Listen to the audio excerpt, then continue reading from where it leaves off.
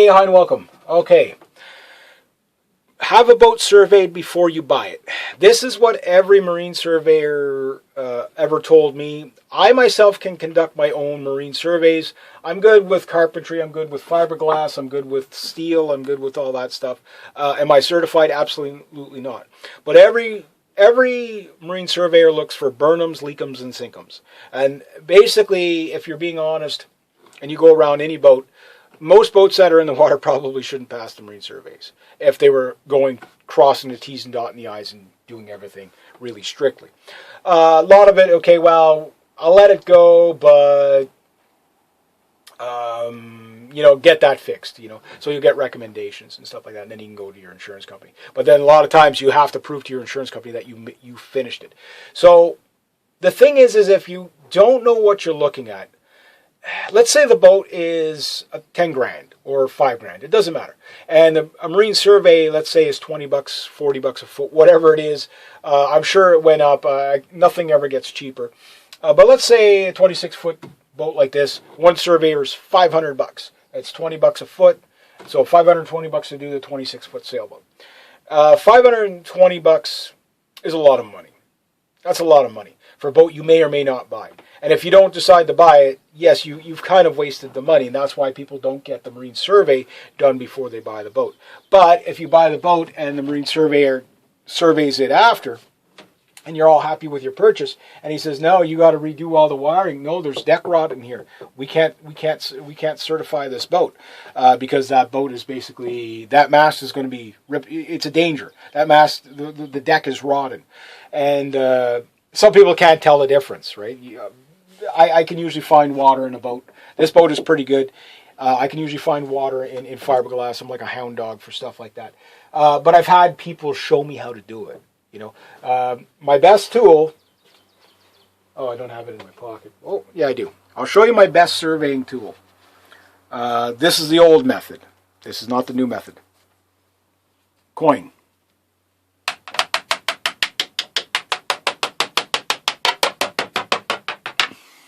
If you're like that, you got water in there, or there's something else wrong.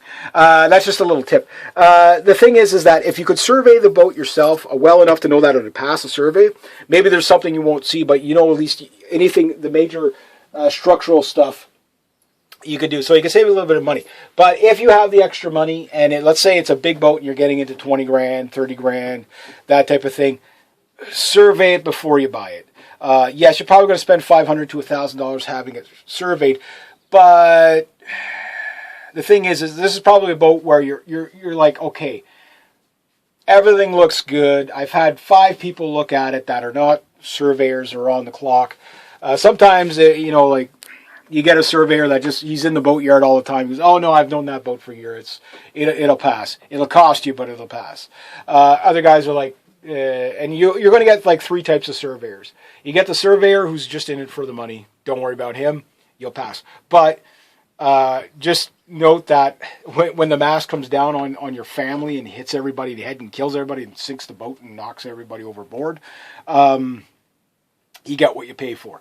You got the complete other end, the guy who has, basically this guy is so anally retentive when he sits down and then stands up, the cushions are gone, right? This guy will not let anything pass. He's like, that could be mildew,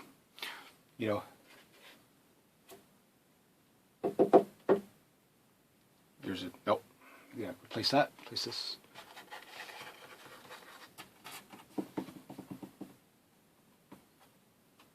Here's my recommendation. It's a book that thick.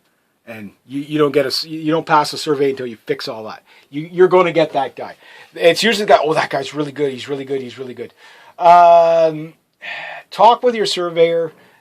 Meet with them before you do anything. And then you got the guy that's reasonable, where it's like, okay, well, you need to get that. That's going to turn into a problem later on. You don't have any major structural problems with the boat, but here's my recommendations. This you have to do. This, I would put it, down the list. Prioritize this, this, and this. You're good to go. And that's most surveyors, but there's always that guy that's just really, really, really Really, really bad. I'm going to say this, and I'm going to offend people. The worst surveyors are either British or Scottish. Yep, it just is what it is. British or Scottish. I could tell you right now, the Scottish guy is going to be super, super, super anal and make sure that you get everything. The British guy, just nothing will be up to standard. Don't ask me why this is, but it is. But they're damn good. They tend to be damn good surveyors, because the Scottish guy is going to tell you, well, this little boat, it wouldn't last 5 seconds out on the Baltics where I sailed from when I was 2.5, changing my own diapers. Eck. You're going to hear it all. But I love it. But you can learn a lot from those guys too. This old Scottish guy used to, every time you'd see me doing something in the boat, what are you doing? And I think he was a marine surveyor for, I forget how many years, and then he just kind of gave up on it because he's like, oh, these boats are junk and stuff like that. And he was the one that would always yell at me, don't use silicone. But I learned a lot from this guy. Talking to him is like, everything was tech talk. This guy had no people skills whatsoever unless you were talking tech talk with the boat. But you learned so much from this guy, and I got a lot of good tricks out of him. Bought him many beers. I paid for it. But it was good people. But the thing is that, and I remember he said one thing too, was sailing the upper Ottawa River Lac des Chênes. It's not a big body. At the widest, it's a mile wide. But he goes, if you could sail here, you could sail anywhere. He goes, it's just, there's current, there's ricochet waves.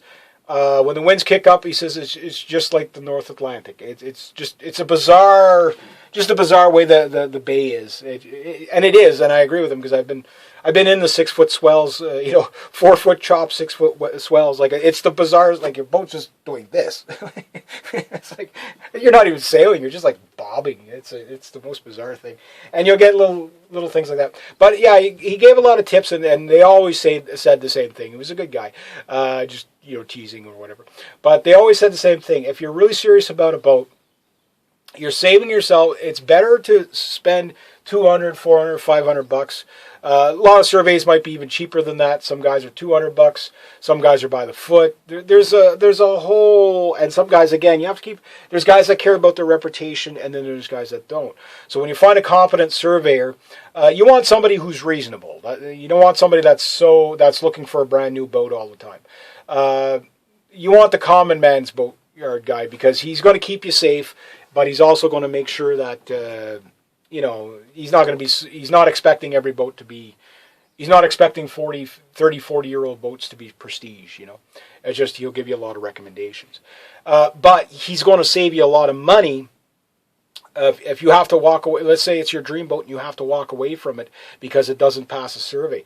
3 boats. I passed up 3 boats because just doing my own little survey on it, I was just like, and I remember talking to the surveyors after, oh, you went and looked at such and such a boat? Yeah, don't buy it because I've surveyed it twice.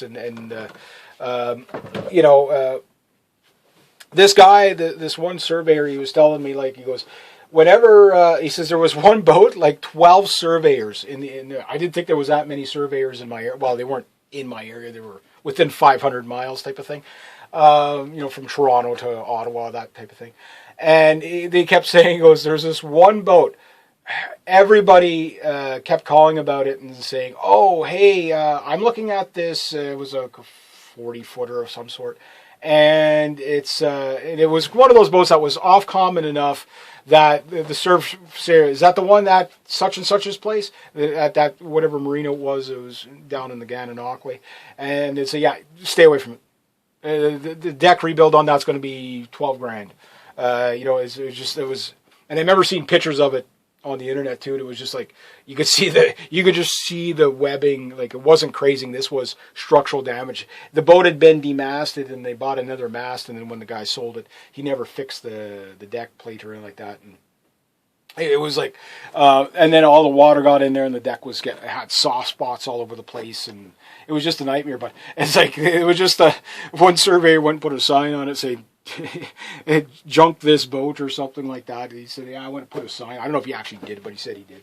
But yeah, so they always told me the same thing. If you're really serious about a boat, get the survey done before you plop down the cash. And if you're really serious, usually by the time you're serious about buying a boat, you've got it down to about 3 or 4 boats. So budget a little extra. for the survey. That it could save you a lot of money. I know it's like, yeah, but that's $200 I can put towards this or two. Yeah, but if you're buying a boat that you can't use, that needs 12 grand worth of deck work or 5 grand worth of deck work. If you know that up front, no problem. And say, well, it doesn't matter. I'm not putting the boat in the water. This boat needs all new rigging because everything is done on it. Okay, fine, but I'm not putting the boat in the water for 2 years, 5 years, whatever. And I've got a budget of X, Y, Z to fix it up, so I know what I'm buying. This is more geared for people who have no clue what they're buying. For me, when I saw this boat, I was just like, it's a lot rougher than when I bought it, but it's still in probably better shape than any of the other boats, with the exception of 3 other Hughes 26s that I was looking at. This one is like, it was amazingly well upkept. And only this year did I have water in the village after 10 years of owning this boat, so that's not too bad. The only crime I have on this boat is not using it enough. But I did live on it for, one season I lived on it for a couple of months, even though I had the apartment. And then the following season I lived on it 4 months, no apartment, nothing. This was my home. That was really cool. Everybody's like at work's like, "Oh, Reg, what do you do?" Like it's like, you live at a yacht club. It's like.